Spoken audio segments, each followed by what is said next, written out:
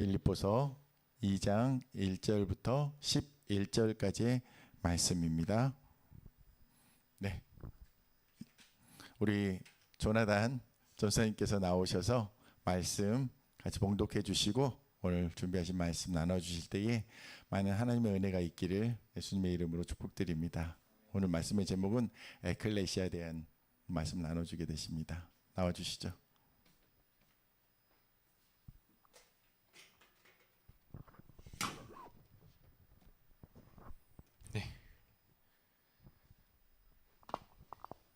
네, 길지 않으니까 저희 집중하시면 좋을 것 같습니다. 한 절씩 돌아가면서 교독하겠습니다.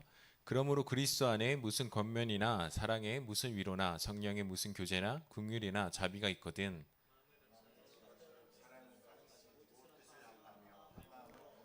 아무 일에든지 다툼이나 허영으로 하지 말고 오직 겸손한 마음으로 각각 자기보다 남을 낮게 여기고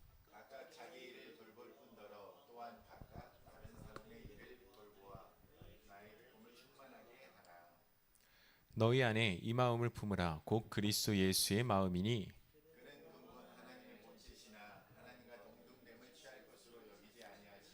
오히려 자기를 비워 종의 형체를 가지사 사람들과 같이 되셨고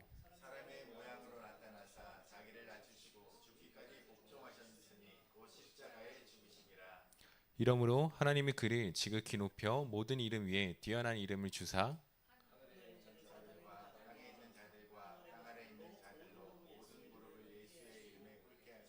함께 읽겠습니다. 모든 입으로 예수 그리스도를 주라 시인하여 하나님 아버지께 영광을 돌리게 하셨느니라. 아멘. 말씀을 듣기 앞서서 한 가지 우리 함께 생각해 보길 원합니다. 한국의 전통 무술이라고 할 수 있는 것은 무엇일까요? 맞습니다. 태권도입니다. 우리가 태권도 도장이라는 단어를 생각해 보길 원하는데 태권도 도장을 생각했을 때 우리는 가장 어떤 모습이 떠올리시나요?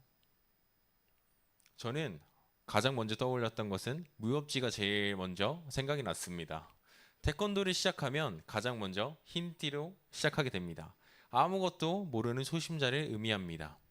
열심히 수련하여 노란 띠, 파란 띠, 빨간 띠를 거치며 실력이 상승할수록 늘수록 띠의 색깔은 점점 짙어집니다. 그리고 마침내 검은 띠를 매게 되죠. 검은 띠는 절정의 고수를 상징한다고 저는 생각을 합니다. 하지만 태권도 도장에서 이 검은 띠가 다시 흰 띠로 돌아가는 순간이 있습니다. 언제인지 아시나요?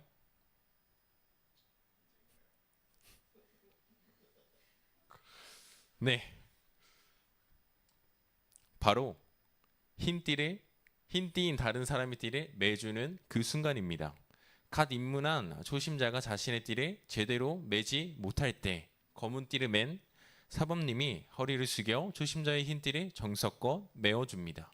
이때 검은 띠의 영광은 사라지고 오직 섬기는 자의 그런 모습인 흰 띠가 빛나게 됩니다. 바로 이것이 오늘 말씀 속에서 말하고 있는 에클리시아의 그 마음 중 한 가지입니다. 이번엔 장소를 바꿔보길 원합니다. 여러분, 교회라는 단어를 들으면 어떤 모습이 제일 먼저 생각나시나요? 네, 아마도 많은 사람들이 주일 아침 예배 그 장소에 가서 교회에 가서 찬양하고 말씀을 듣는 풍경 혹은 십자가가 우뚝 서 있는 건물을 대체적으로 떠올리실 것입니다. 하지만 성경이 말하는 교회는 단순한 사람들이 모이는 장소나 건물을 넘어서 훨씬 더 깊은 본질적인 의미라는 것을 이야기하고 있습니다. 성경은 에클레시아라고 이것을 부릅니다.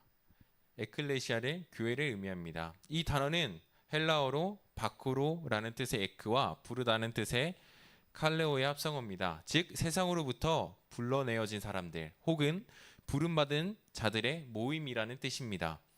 우리는 세상의 가치와 방식으로부터 부름을 받아 예수 그리스도의 진리를 따라 살아가는 하나님의 백성들입니다. 그런 자녀들입니다.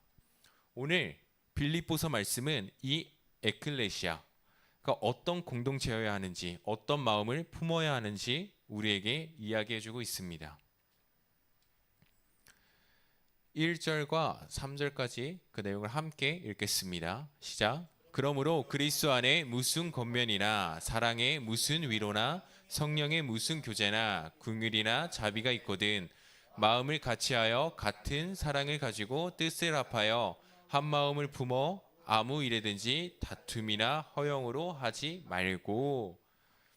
사도 바울은 빌립보 교회를 향해 마음을 같이하여 같은 사랑을 가지고 뜻을 합하여 한 마음을 품어라고 간곡히 권면하고 있습니다. 이 권면은 당시 빌립보 교회 공동체 안에서 다툼과 분열의 그런 위기가 있었음을 우리에게 오늘 이야기하고 있습니다.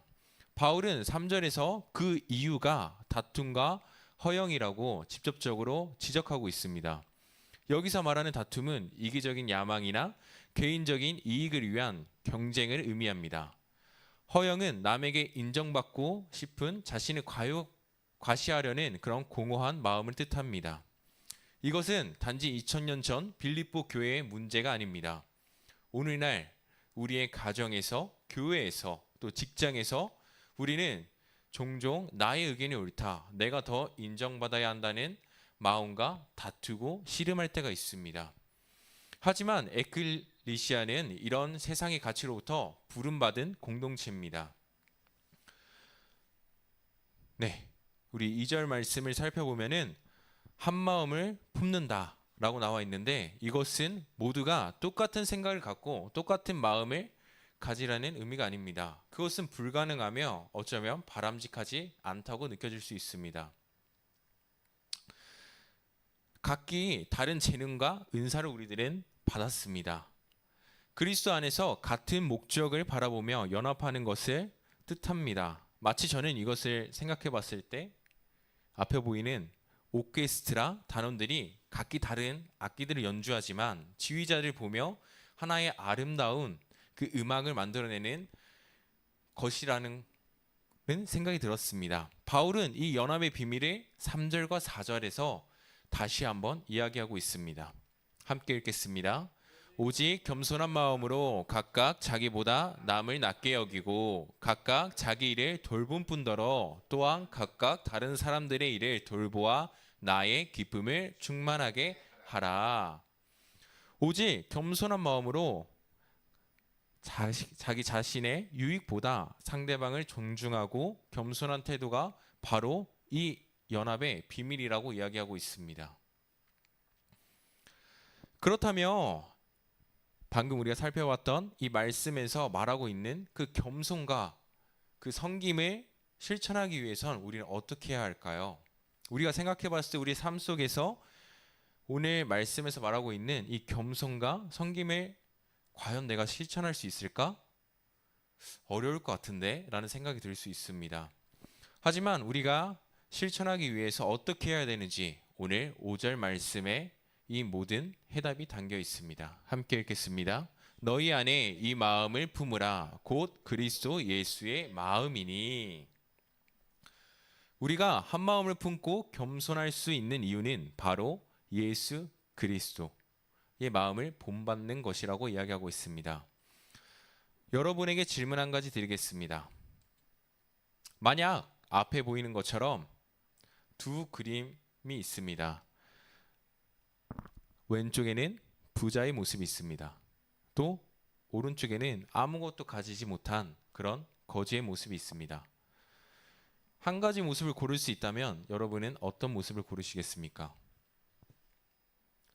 대부분의 사람들이 오른쪽에 있는 거지의 모습보다는 부자의 모습을 선택할 것입니다. 이어지는 6절과 8절도 함께 살펴보기 원합니다. 함께 읽겠습니다. 그는 근본 하나님의 본체시나 하나님과 동등됨을 취할 것으로 여기지 아니하시고 오히려 자기를 비워 종의 형체를 가지사 사람들과 같이 되셨고 사람의 모양으로 나타나사 자기를 낮추시고 죽기까지 복종하셨으니 곧 십자가에 죽으심이라.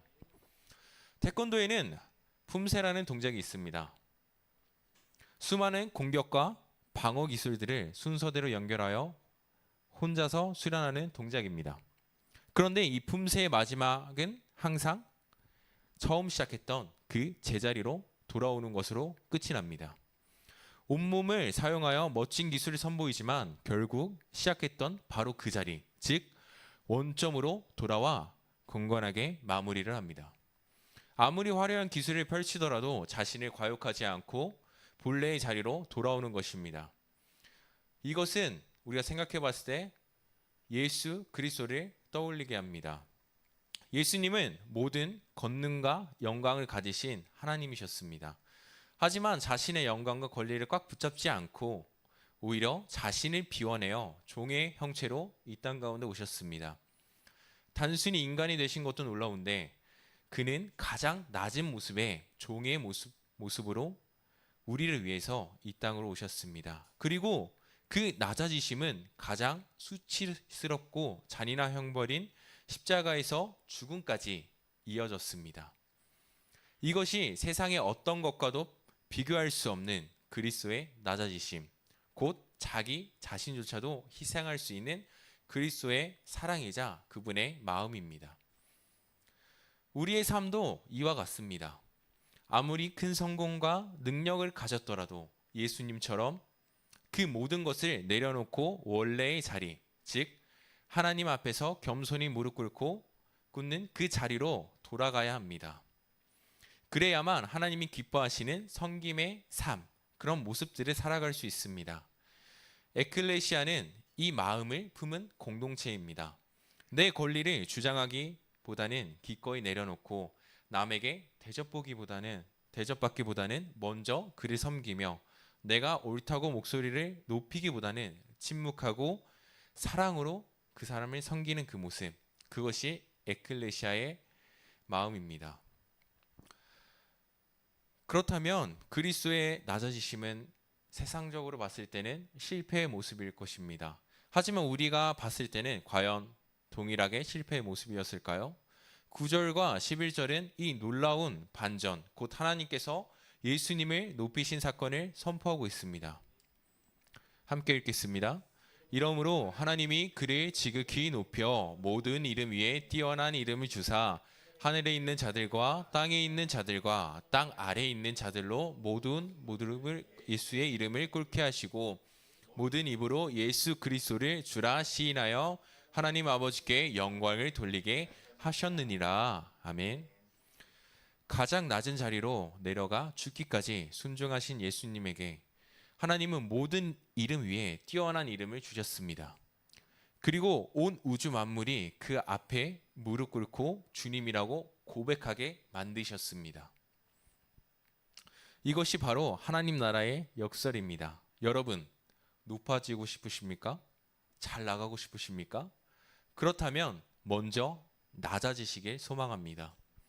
가장 낮아지는 것이 바로 가장 높아지는 지름길입니다. 우리가 낮아질 때 하나님께서 예수님께 그랬던 것처럼 우리를 높이실 것입니다. 자신을 비우는 것이 가장 충만해지는 방법입니다.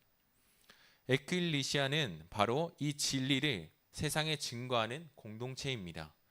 우리가 그리스도의 마음을 품고 기꺼이 낮아져서 서로를 섬길 때 세상은 우리의 모습을 통해 그리스도의 영광을 보게 될 것입니다.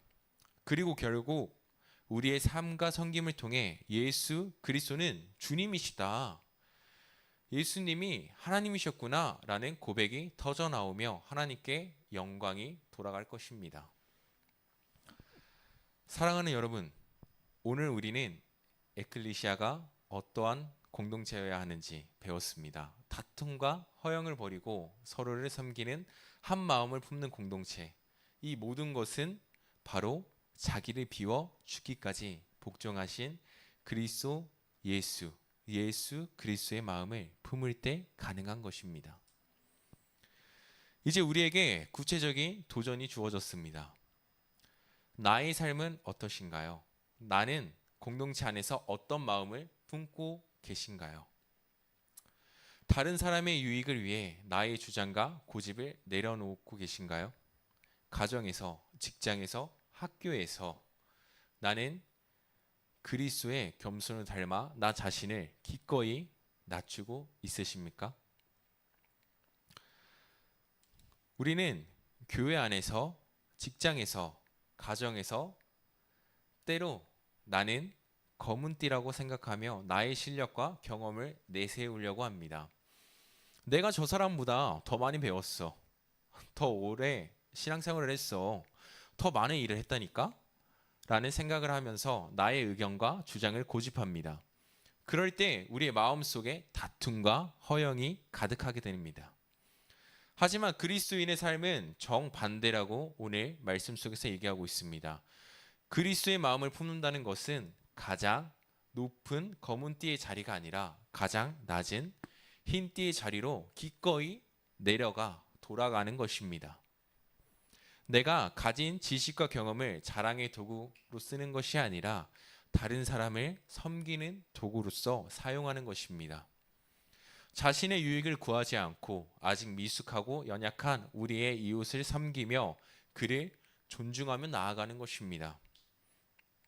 이것이 바로 한 마음을 품은 에클리시아의 시작입니다. 검은 띠의 권위를 내려놓고 기꺼이 흰 띠를 메어 주는 겸손한 사범의 그 마음을 기억하기 원합니다. 우리도 그리스도의 마음을 품고 서로를 섬길 때 우리 공동체는 세상이 줄 수 없는 아름다운 하나됨을 경험하실 수 있을 것입니다. 새로운 한 주가 시작되었습니다. 새로운 한 주를 살아갈 때 한번 내가 있는 그 자리에서 나는 어떤 마음으로 우리가 만나는 사람들이 대하고 있는지, 마주보고 있는지 생각해 보시길 소망합니다. 그리고 생각을 하셨다면 예수님이 그랬던 것처럼 우리 또한 낮아지시길 원합니다. 낮아져 우리 주위에 도움이 필요한 사람들을 기꺼이 기쁨으로써 손을 내밀어 섬기며 나아가는 여러분 되길 소망합니다.